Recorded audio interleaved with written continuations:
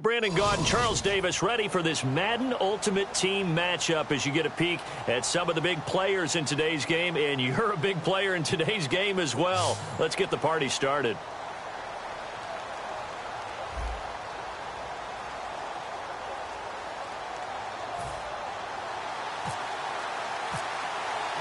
Here's Will Lutz ready to get this one started. And off we go in Madden Ultimate Team. This fielded a few yards into the end zone. They'll bring it back to just about the 25. Call it the 24-yard line.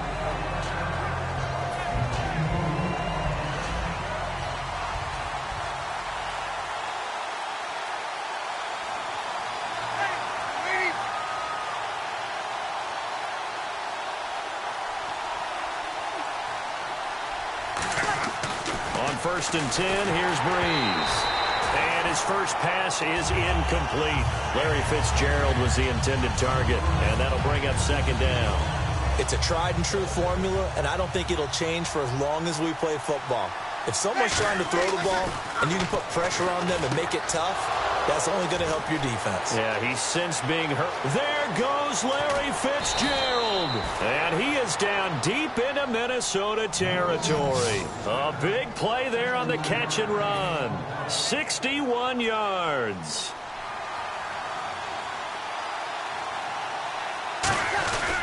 Here we go, the first carry for the former Viking Peterson.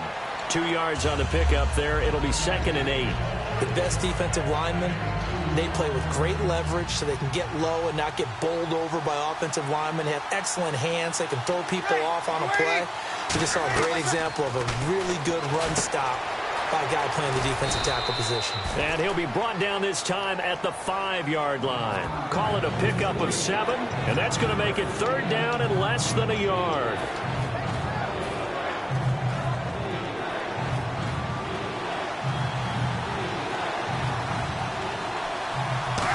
Keeper, it's Breeze. They give them 2 yards there as they're set up now with a 1st and goal. I don't know about you, but I like this call.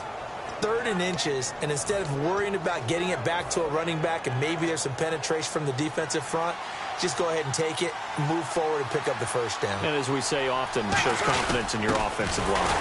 They'll let Reese see what he can do by the goal line. And he's going to get this back to the 3-yard line and no further. It's a loss of a yard there, and now 2nd down. To me, that's a superior play by the backer because he was allowed to, I think, run free on it and make that play. His defensive linemen, they covered things down for him because offensive guys, the linemen, what they're trying to do, as you know, is block the guy at the point of attack and then climb to the next level and get the linebacker. And you're not allowed to climb.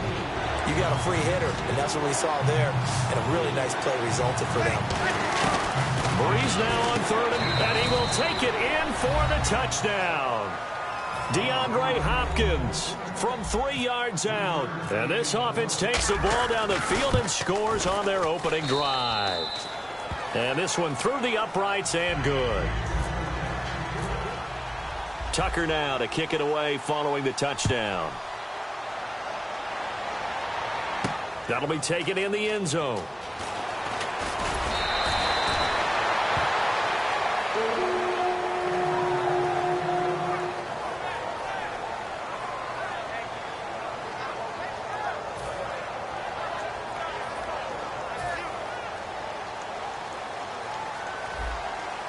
One receiver left, 3 to the right. Here we go. Green, 39. Close. And on the outside, they're playing press coverage. On 1st and 10, Bradford. Quick hitter here, it's complete. And they get him down, but not before he takes it across the 40-yard line. It's a pickup of 19, and it'll give the Vikings a 1st down.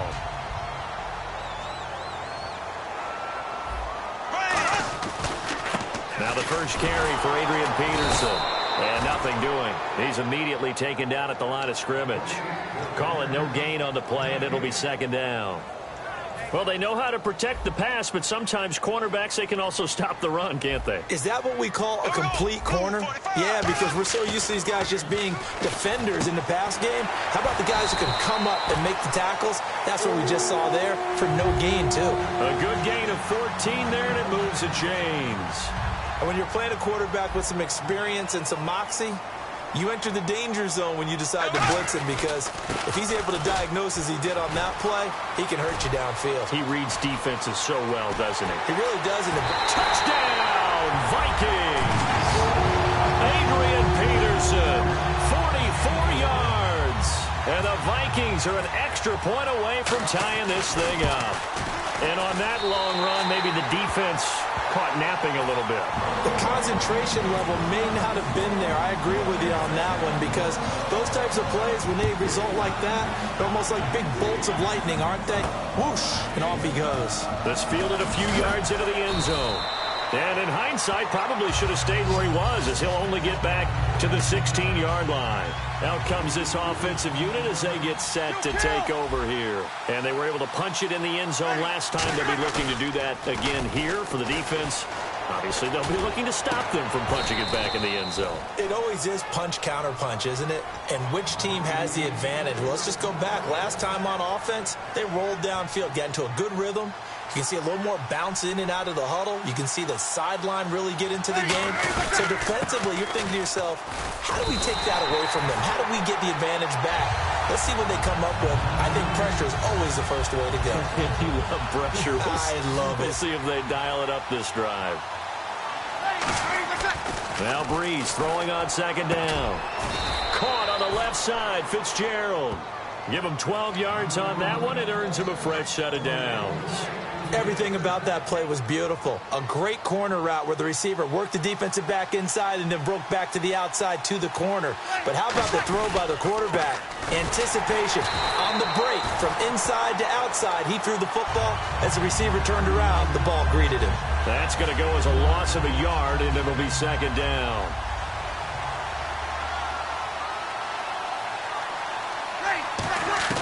Breeze to throw on second down.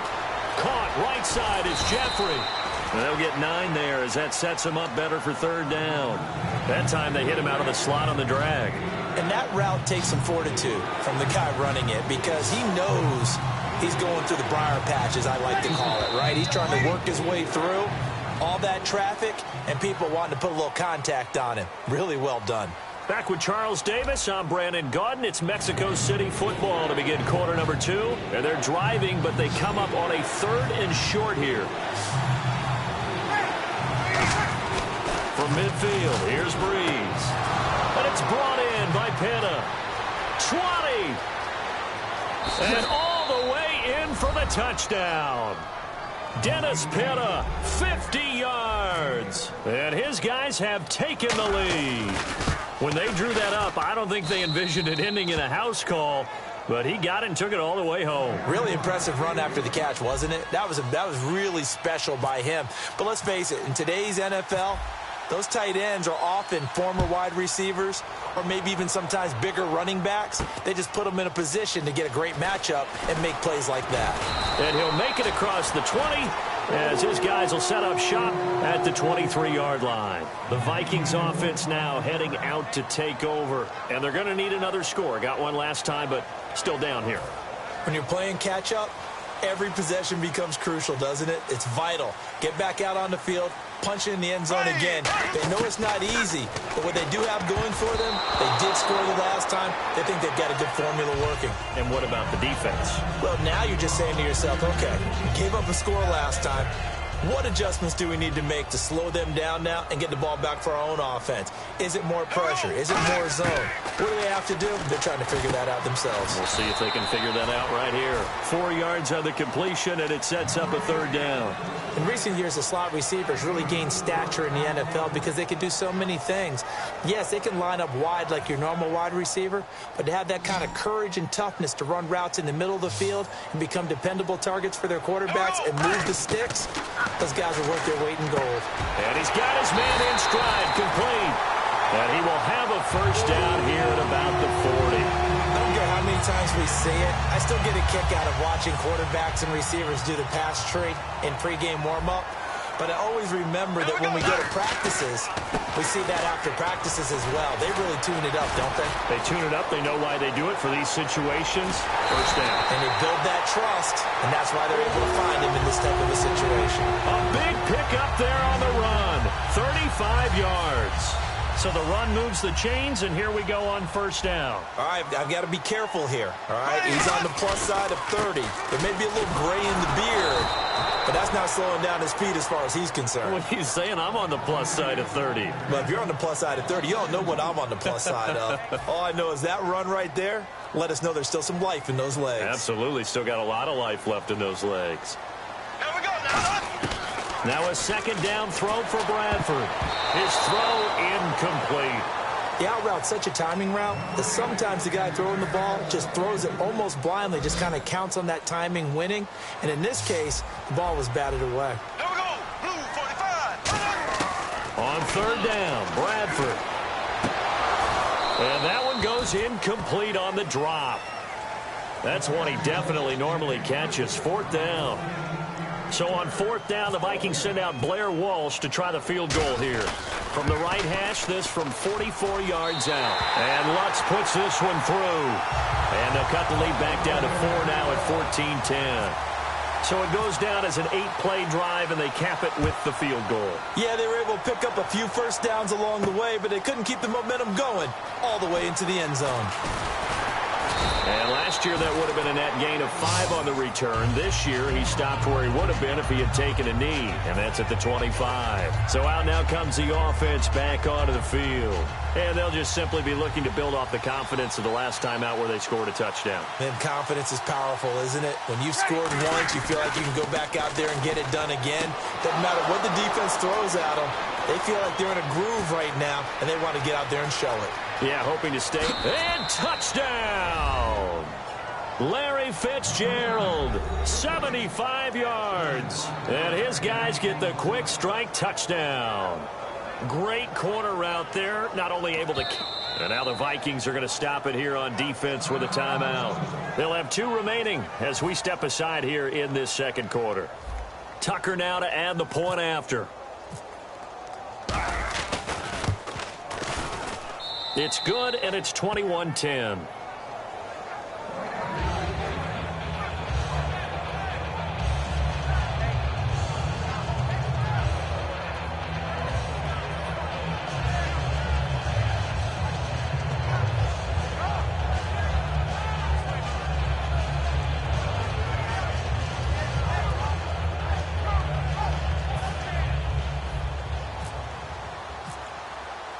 Tucker now to kick it away following the touchdown. This is fielded a couple yards deep. And he'll bring it a few past the 20 to the 23-yard line. And now out comes Minnesota. And tough to win games if you're going field goal, field goal, field goal here. They got field goal last time. Now they'll be looking for a touchdown. They're looking for the big chunk now because, as you noted, the field goal way of doing it makes it that much harder and puts more pressure on every possession for you now. Go ahead and get 6 and feel a lot more comfortable about the position they're in. Bigger chunks. We'll see if they can get the score. And that's off the mark, incomplete.